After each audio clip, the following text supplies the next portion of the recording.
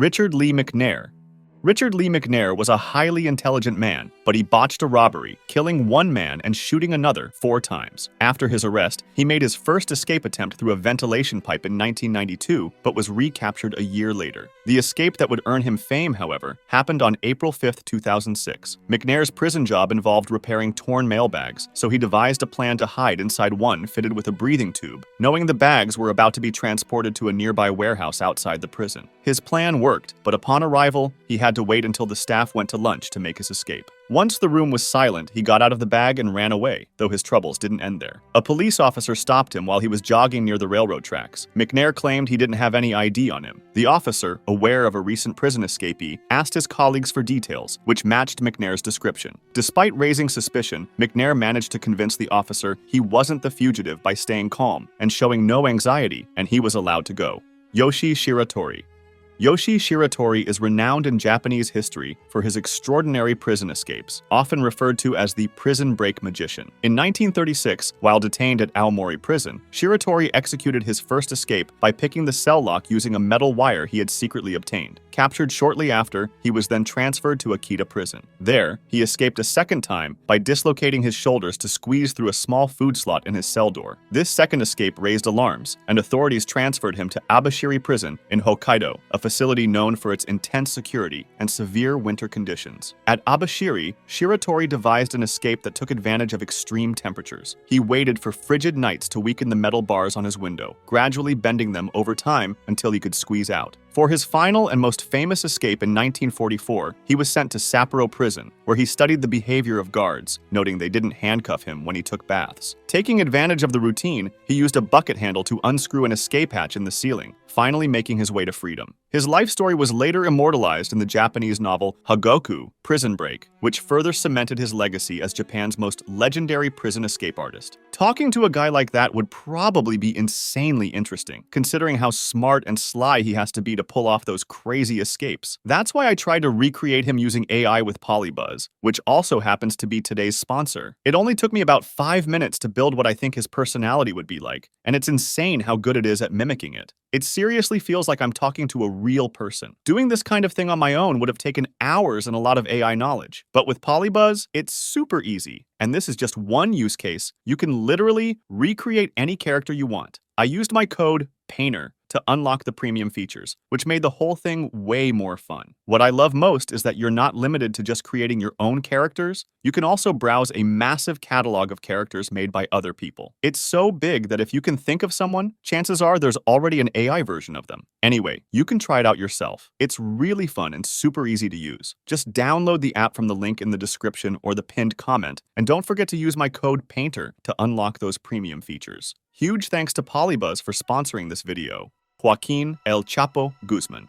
Known as one of the most infamous drug lords in history, Joaquín Guzmán, also known as El Chapo, made headlines with 2 daring escapes from maximum security prisons. Even the guards were scared of him. His first breakout came in 2001 when his men bribed a guard to wheel him out of Mexico's Puente Grande prison, hidden in a laundry cart. Once outside, he quickly transferred to a car and vanished. However, his most incredible escape took place in 2015 from Altiplano Federal Prison. This time, Guzmán's cartel built an entire high-tech tunnel that stretched over 1.5 miles from under his shower cell to a safe house outside the prison. Equipped with electricity, ventilation, and even a rail system to transport him swiftly, this tunnel demonstrated the lengths Guzmán's cartel would go to ensure his freedom. Surveillance footage captured his last moments in the cell. Pascal Payet. A French criminal with a flair for theatrics, Pascal Payet was serving a 30-year sentence for a violent robbery when he masterminded a cinematic escape. In 2001, his associates hijacked a helicopter, landing it on the prison's roof and breaking him out. But Payet wasn't finished. 2 years later, he used the same strategy to break out 3 more inmates. Authorities, determined to keep him in custody, began transferring him to different prisons every few months. Yet in 2007, Payet's friends pulled off another helicopter heist. During the Bastille Day celebration, they hijacked a helicopter, stormed the prison rooftop, and freed him in under 5 minutes, after breaking open his cell using the heavy machinery they brought with them. Though Payet was eventually recaptured, he holds the record for the most number of helicopter escapes in history. Clarence and John Anglin and Frank Morris. Imprisoned in Alcatraz, one of the most secure facilities in the world, Frank Morris and the Anglin brothers achieved what was thought impossible. Their escape plan began in 1962 with months of nightly labor. Using spoons and saw blades, they widened the air vents in their cells and secretly created an inflatable raft from raincoats. To buy more time, they crafted lifelike dummy heads out of paper mache, which they placed on their pillows to fool the guards into thinking they were asleep. On June 11, 1962, the trio slipped out of their cells, climbed through the utility tunnels, and finally reached the island's shore, where they used their makeshift raft to flee. Despite extensive searches, their bodies were never found.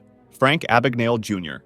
In the early 1970s, he was sent to the Federal Detention Center in Atlanta after being caught for his crimes. However, a slip in protocol gave Abagnale an unexpected advantage. The marshal forgot to submit his commitment papers, which led guards to mistake him for a prison inspector. Seizing the opportunity, Abagnale created fake business cards with the help of a friend, identifying himself as an inspector and an FBI agent. Using these fake credentials, he managed to convince the guards that he needed to meet with an FBI partner outside the prison. They allowed him to leave, and he walked out of the facility undetected, turning his escape into a final act of deception.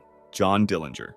The legendary Depression-era gangster John Dillinger was notorious for his multiple prison breaks, with one of the most crazy occurring in 1934. After being captured, Dillinger found himself in a jail that was supposedly inescapable. Undeterred, he crafted a gun out of wood and painted it black, fooling guards into believing it was a real weapon. Armed with his fake gun, he staged a dramatic breakout, taking several guards hostage and seizing a sheriff's car to make his getaway. Despite his temporary success, Dillinger's life on the run ended shortly after, but his wooden gun escape became a classic story. Stalag Luft III, The Great Escape.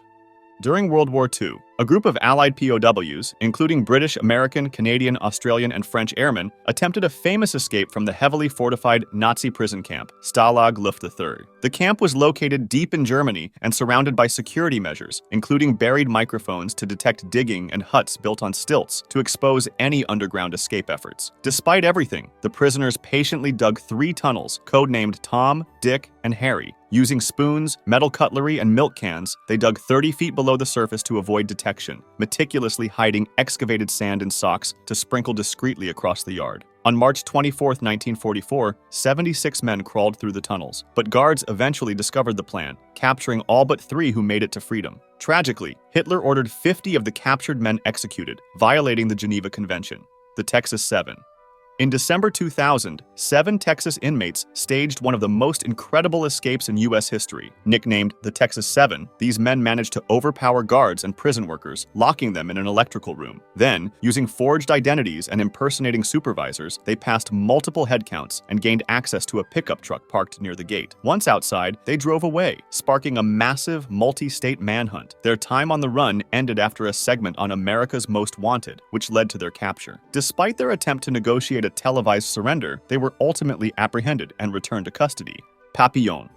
Henri Charrière, known as Papillon, was convicted of murder, a charge he denied, and sent to the brutal French penal colony in French Guiana, where he immediately began planning escapes. His first major attempt involved sailing from the colony with a few fellow inmates in a small boat, reaching Trinidad and Curaçao, but he was captured in Colombia. Despite repeated punishment, including solitary confinement, Charrière never gave up on escaping. On Devil's Island, he crafted a final plan using ocean currents. He and a friend, Sylvain, made a raft from coconut sacks and launched off the cliffs, timing their jump with the waves. After reaching the mainland, Charrière continued on his own after Sylvain's tragic death in quicksand. He eventually made it to Venezuela, where he gained citizenship and freedom. His 1969 autobiography, Papillon, was widely celebrated, though some questioned the accuracy of his story. Colditz Castle. Colditz Castle, located in Germany, was one of the most high-security prisoner-of-war camps during World War II, reserved for officers deemed particularly dangerous or escape-prone. Known as Oflag IVC, it held Allied soldiers who had repeatedly tried to escape from other camps, making it an unofficial, escape-proof prison. Among his most legendary escapes was the construction of a glider. His plan was to literally fly out of the prison. British officers Bill Goldfinch and Jack Best began building the glider in 1944, using bed slats, stolen electrical wires, and other scraps. They constructed it in the castle's attic, planning to launch it from the roof. Although the war ended before they could attempt the escape, the glider, known as the Colditz Cock, became a symbol of POW ingenuity. If you liked this video, subscribe for similar ones or join my Discord to suggest another.